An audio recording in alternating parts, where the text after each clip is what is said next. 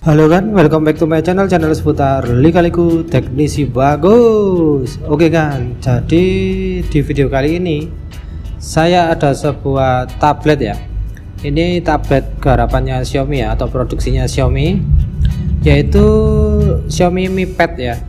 Jadi tablet Xiaomi Mi Pad ya.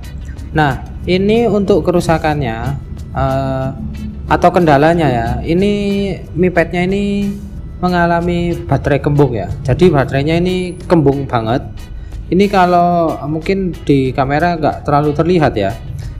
Nah, tapi kalau saya lihat langsung ini ya, ini saya lihat langsung itu memang casing bagian belakangnya itu terdorong ya, seperti terdorong. Nah, ini kalau dari samping agak kelihatan ya ini ya. Jadi LCD-nya ini terdorong ke atas ya. Nah, untuk baterainya, ini baterainya bukan saya yang beli ya, tapi baterainya sudah disediakan juga oleh pemilik dari Xiaomi Mi Pad-nya ya. Jadi pemilik dari Xiaomi Mi Pad-nya ini dia sudah membawakan baterainya juga. Dia membeli dengan merek Raki Panda ya. Nah, untuk merek Raki Panda ini di tulisannya dia tertulis 12.000 mAh ya. Nanti kita bandingkan dengan yang originalnya, apakah memang sama kapasitas baterainya memang sama-sama 12.000 mAh atau beda ya. Ya mungkin kalau Raki Panda itu mungkin dia apa ya, bisa dibilang dia menawarkan baterai yang double power ya. Oke, jadi di video kali ini akan saya berikan tutorial tentang cara ganti baterai dari Xiaomi Mi Pad ya, tablet Xiaomi Mi Pad. Untuk step awalnya kita lepas dulu SIM tray atau slot SIM cardnya ya.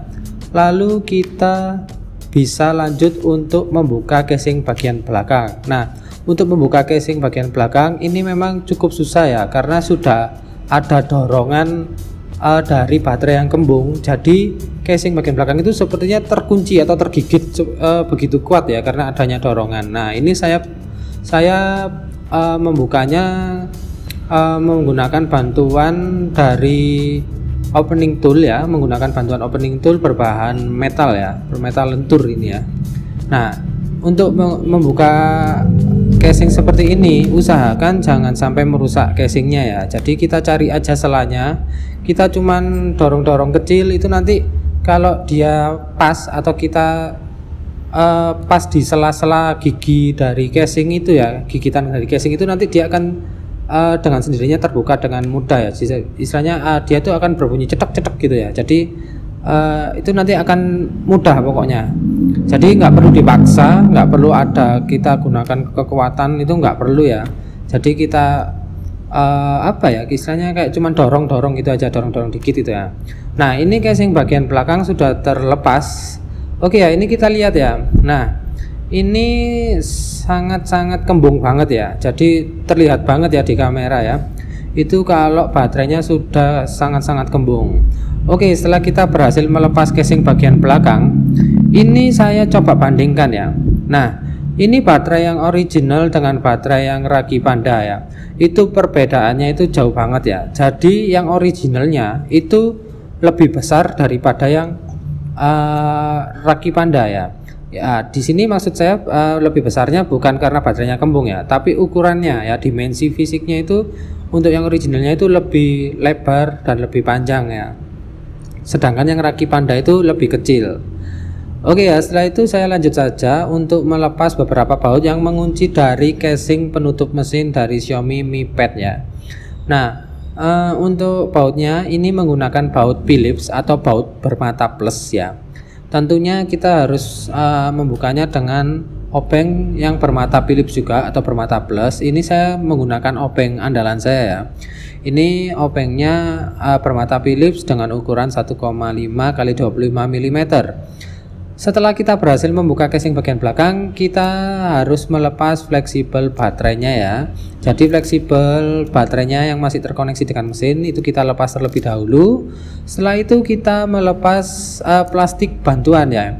Di sini ada plastik bantuan untuk mengangkat atau melepas baterai yang originalnya. Jadi ini sudah plastik dari bawaannya ya. Itu kita tarik-tarik saja, kita tarik ke atas, nah seperti ini ya. Ya, memang di sini terasa sangat berat ya, wajar sekali karena dengan baterai yang berukuran besar seperti ini, tentunya perekatnya pun juga akan ikut banyak ya. Istilahnya dia juga harus perekatnya juga cukup besar atau cukup luas, jadi daya rekatnya itu sangat rekat ya. Nah, nanti kita lihat saat kita sudah melepas keseluruhan baterainya ya. Nah, ini saya menggunakan bantuan seperti apa ya ini ya. Ini alat pencongkel ya. Jadi kalau saya bilang ya kayak spatula gitu ya, kayak sutil lah. Nah, ini saya dorong-dorong saja baterainya. Nah, di sini akan kita lihat. Nah, itu ya. Jadi perekatnya itu juga cukup panjang ya. Jadi wajar saja karena memang kan baterainya besar. Jadi ya wajar kalau dikasih perekat yang agak banyak ya. Nah, sekarang ini ya kita bandingkan sekali lagi. Nah, di sini terlihat ya bahwa ukuran baterai dari yang Raki Panda ini lebih kecil dari yang originalnya. Padahal ya, yang originalnya lihat itu hanya berapa miliampere ya, hanya 8.000-an ya, 6.000-an atau 8.000-an miliampere. Sedangkan yang Raki Panda itu 12.000 miliampere. Nah, sekarang nggak masuk logika ya, masa dengan ukuran 12.000 miliampere malah dia lebih kecil? Nggak masuk logika kan ya. Seharusnya jika memang baterai itu kapasitasnya lebih besar ya, ukuran fisiknya seharusnya lebih besar atau lebih tebal, itu ya, itu secara logika ya. Jadi mungkin Raki Panda ini nggak tahu ya, dia hanya untuk menarik peminat pembeli aja atau bagaimana, saya juga kurang tahu. Yang jelas saya tidak menjelek-jelekkan produk Raki Panda, tapi kita bicara secara rasional dan logika saja ya. Oke, jadi memang baterainya ini dia itu butuh kapasitas besar, sehingga baterainya itu ada dua ya, ada di sebelah kanan dan kiri. Jadi ini besar, bukan satu lempengan gitu, tapi dia ini baterainya dua lempengan dijadikan satu ya. Nah ini ya, saya coba tekuk gini ya. Jadi itu dia sebenarnya dua baterai tapi dijadikan satu ya. Oke ya, itu tadi saya pindahkan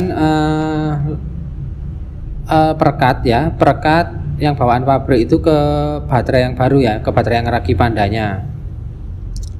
Oke, ini saya coba pindahkan perekat yang originalnya saja ya, coba ya. Kalau memang masih bisa, masih kuat, itu kita gunakan perekat yang originalnya aja. Tapi kalau memang sudah nggak kuat ya, kita tambahkan double tape kembali ya. Oke, ini masih ada satu lagi, kita pindahkan juga ya. Kenapa saya pindahkan yang originalnya ini, padahal saya bisa tambahkan double tape? Karena yang originalnya ini saya rasa memang masih kuat ya, masih bagus gitu loh daya rekatnya, dan kualitas double tape nya ini juga bagus juga. Ini yang bawaan originalnya. Nah, di sini saya tetap tambahkan ya sedikit di area tengah ya, double tape untuk memperkuat aja ya, takutnya yang originalnya itu sudah nggak begitu rekat. Nah, di sini juga saya tambahkan lem B7000, tapi dikit ya, nggak usah banyak-banyak. Jadi nanti kalau misalkan butuh melepas baterai kembali itu nggak susah ya untuk dilepas. Oke ya. Jadi di sini bisa terlihat ya, bahwa Raki Panda ini meskipun 12.000 miliampere tapi fisik baterainya itu terlihat kecil ya. Ini saya bandingkan lagi, jadi ada sisa ya, sisa kisaran berapa mili ya. Oke, ini yang originalnya ya, sangat kembung sekali. Dan juga di sini terlihat ya bahwa yang originalnya ini hanya nggak sampai 10.000 miliampere ya untuk kapasitasnya, dengan kondisi fisik yang lebih besar. Sedangkan Raki Panda 12.000 miliampere, di atas 10.000 miliampere, tapi fisiknya kecil ya. Ya, saya rasa itu tidak masuk logika, nggak masuk akal. Mungkin ya memang itu strategi pasar saja ya. Tapi saya di sini nggak menyuruh kalian untuk nggak membeli Raki Panda ya. Silakan tetap beli Raki Panda jika memang kalian suka dengan Raki Panda ya. Kalau saya sih lebih baik cari baterai yang OEM. Tapi mungkin menurut saya pemilik dari ponsel Xiaomi Mi Pad ini kesusahan ya untuk cari yang kualitas OEM ya. Memang jarang sekali yang jual baterai Mi Pad. Tapi buat akan-akan yang kepingin ganti baterai Mi Pad ini, coba cari di online ya. Siapa tahu di onlinean ada ya. Kalau merek-merek kayak Raki Panda, lalu merek Friends, lalu merek Welcome, lalu merek G8 mungkin ada ya kalau di pasaran ya. Merek Fitvi ada. Coba sih cari aja. Tapi kalau yang susah itu yang kualitas OEM ya.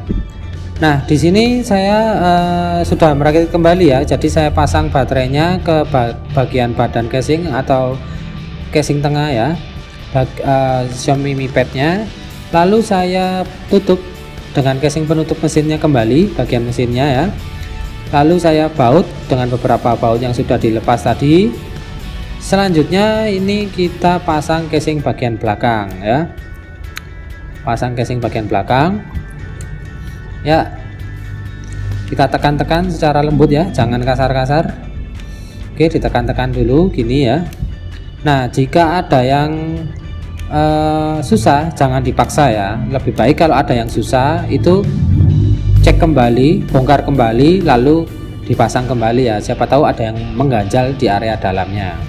Nah untuk memastikan baterai dalam kondisi baik, ini kita coba nyalakan ya. Kita coba nyalakan dan tunggu hingga masuk menu ya. Kalau bisa masuk menu ya berarti kondisi baterainya dalam kondisi oke ya, tidak ada masalah.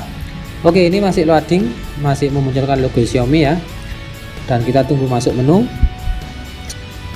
Oke ya, sepertinya ya ini masuk menu.